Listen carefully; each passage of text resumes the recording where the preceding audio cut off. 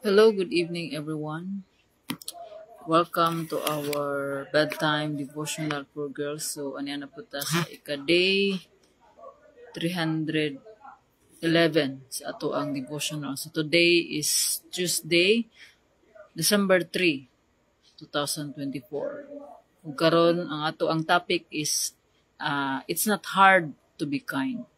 So, ang word na adiri sa Colossians chapter 3 verse 12, ang nag-ingon, therefore, God's chosen ones, holy and love, put on heartfelt compassion, kindness, humility, gentleness, and patience.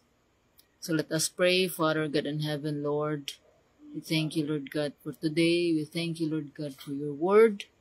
Lord, ikaw mag-bless na ini, Lord God.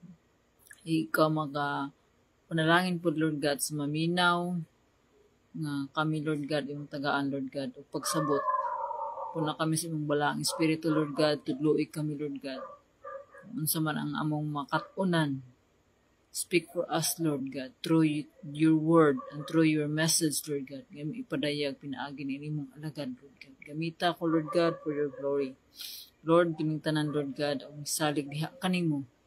Ikaw ang Ginoo, Lord God. Mao'y magapanglihok sa matapusan, Lord God.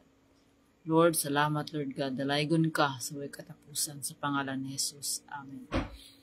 God is good all the time, and all the time, God is good. So, before ta mga tulog, so atong tagaan og panahon ang pulong sa Ginoo. So, karon nagatudlo, ang tatong topic karon is, it's not hard to be kind. So, dili lisod ang mahimong, asa maning kind, maayo. Pagkamaayos ato ang sikatao. So, how hard is it to say a kind word? Hard ba? Not very. Yet sometimes we're so busy that we forget to say the very things that might make other people feel better. We should always try to say nice things to our families and friends. And when we feel like saying something that's not so nice, perhaps we should stop and think before we say it. Kind words help, cruel words hurt. It's as simple as that. And when we say the right thing at the right time, we give a gift that can change someone's day or someone's life. So, ang pulong sa Ginoo nagatudlo kanato unsa ka importante ang mahimutang kind. Unsa ning kindness, pagkamaayo.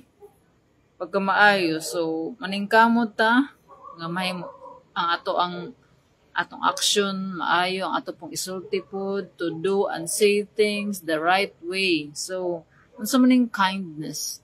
So it's not hard to be kind because when we are in Christ, so sa panahon nga ato ang gidawat, at the moment atong gidawat si Jesus as our Lord and Savior, diha nagsugod ang relasyon nato sa Ginoo. Ug sa atong pakigrelasyon diha sa Ginoo, diha ang ato ang pagtubo. Sumutubo ta sa atong pagtuo kung ato kining kat-unan, atong idisiplina, atong kaugalingon para mapareha ta. We will imitate the character of Jesus. So, unsa man nga mga kinaiya sa balaang espiritu, mao nang kinaiya sa Ginoo, the nature of God. So, kindness reflects God's nature, God's love. So, mao kini nga ang mamahimot ang maayo, natay ingong padre sa ato ang gibasa, heartfelt compassion, kindness, humility, gentleness. So, muna siya ang mga fruit of the Holy Spirit. The fruit of the Holy Spirit is ang pinaka-top is ang love. Muna nga, kung mabalik ta sa ato ang purpose, if we truly understand the love of God, we will love God. We will love God with all our heart, soul, mind, and strength, and to love other people as we love ourselves. And to love God is to serve Him. And to serve Him is to love other people in the right way.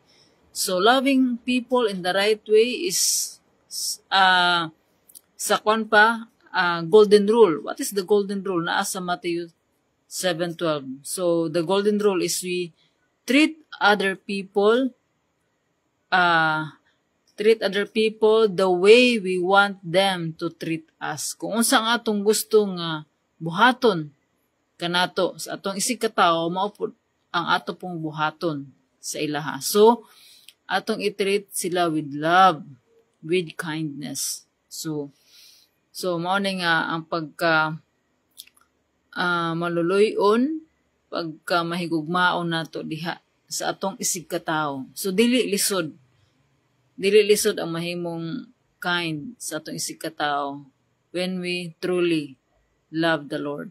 So, mao gid ni, when we truly understand and when we truly transform into Christ likeness, and when we truly receive Jesus in our lives, so ang Ginoo mao nay mag-transform sa ato ang kinaiya from separated from God to being a child of God. So, mao kini nga karong gabiuna nag-remind ka nato nga dili lisod ang mahimong maluluyon, mahigugmaon, mahimong maayo sa atong isig katao kung ang gugma sa Ginoo mao na nagpatigbabaw sa ato ang kinabuhi. So, mao kini siya nga atong kat-unan kanunay nga ang pulong sa Ginoo mao na magtudlo kanato on how to behave on this earth, on how to live a true Christian. So, dili itong mga professing Christians. So, how to live here on earth. So, let's make the Word of God the standard of living. O kani ang pulong sa Ginoo mao nagtudlo kanato nga mahimo kitang mahigugmaon. So, kani atong pagkamahigugmaon mao kini ang makahatag nato og kausaban nga mahimo tang maluluyon, mahigugmaon, maayo sa ato ang isig katao. So, dili gani sa ato ang purpose to love God and to serve other people. To love God and to love other people. To love one another. Ingon po ni Jesus, if you love me, you will keep my commandments. If you love me, you will love one another. So, makini nga makahimo tag pahigugma sa atong isig katao in the right way. To be kind to them, to say kind words. So, kung unsa ang ato ang gugma is seeking the highest good sa atong isig katao nga dili nato kanabitang instead nga atong ipatigbabaw ang ato ang kasuko, kundi ang mga maayo nga mga words ang ato ang istorya. So, kind words, kind actions. So, mao kana nga mapatigbabaw ang ato ang understanding, ang ato ang gugma. Ibali mo taas pud ang atong pasensya sa ato ang isig katao. So, dili lisod pinaagi sa tabang sa Ginoo. So, sa grasya sa Ginoo makahimo kita mabago ang ato ang kinaiya nga mahimo tang nga makaingon ang ubang tao nga tinuod gayud nga naay Ginoo sa ato ang kinabuhi. So, yung tanan pinaagi sa grasya sa Ginoo. So, to God be all the glory. So, let us pray. Father God in heaven, thank you, Lord God, for reminding us, Lord God, through your word, nga dili lisod, Lord God. It's not hard to be kind when we are truly in Christ. Because when we are in Christ, the old life has gone and the new life has come. Nga mahimo kaming mahigugmaon diha sa aming isig katao. So sa among pagigugma sa aming isig katao, mahimo kaming maluluyon, maayo sa among isig katao. Tungod kay ikaw Ginoo gugma man.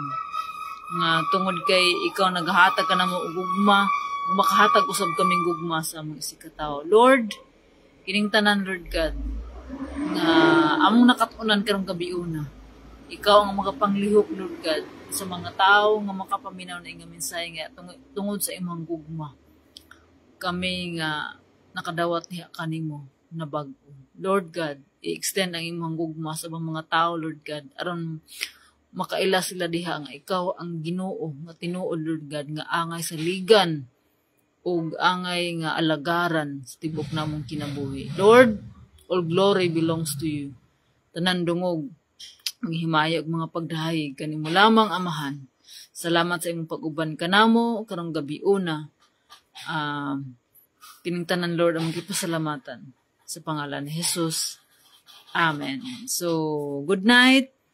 God bless and see you tomorrow. Bye.